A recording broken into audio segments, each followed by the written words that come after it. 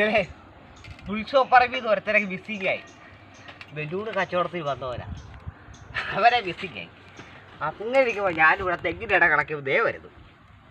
ഇവനാണ് ആ ബലൂൺ വീർപ്പിക്കുന്ന ആള്. കണ്ടോ,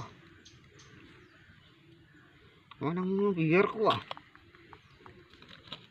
ഇവിടെ ഉരുള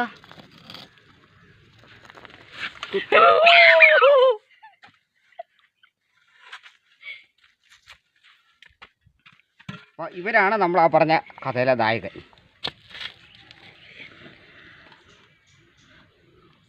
പോട്ടെ, പാവല്ലേ ഇതൊന്ന് കരഞ്ഞാ നല്ലതാണ്.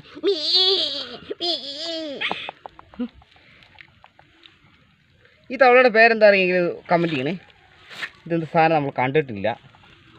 ഈ കണ്ട പ്രദേശത്ത് പണ്ടൊക്കെ ഉണ്ടായിരുന്നു ഇങ്ങനെ. ഇത് ചേനത്തിൻ്റെ പാമ്പിൻ്റെ കൂടെ ഇരിക്കുന്നല്ലേ. അണലി പാമ്പിൻ്റെ പുറം. ഓക്കെ, അവൻ അധികം നമ്മൾ ചൊറിഞ്ഞു കഴിഞ്ഞാൽ അവൻ്റെ കളർ പോകും. അപ്പോൾ എന്താ ബ്രോ പരിപാടി? പറമ്പിപ്പടിയായി ശരീരം. ഇന്നലെ വരെ നടുവിന് വേദന ഭയങ്കരമായിട്ടിരിക്കുന്ന ഒരു മനുഷ്യനായിരുന്നേ. ഇന്ന് നടുവിന് വേദന കുറഞ്ഞു.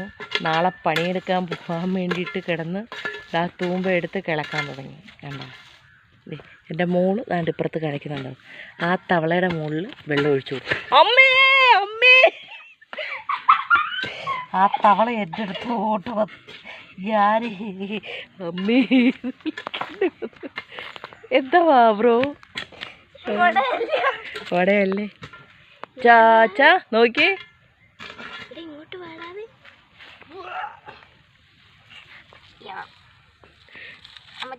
ചേട്ടാ, CBIയുടെ മ്യൂസിക് ടട്ടൻ ടടട്ടാങ് ഒന്ന് നോക്കട്ടെ.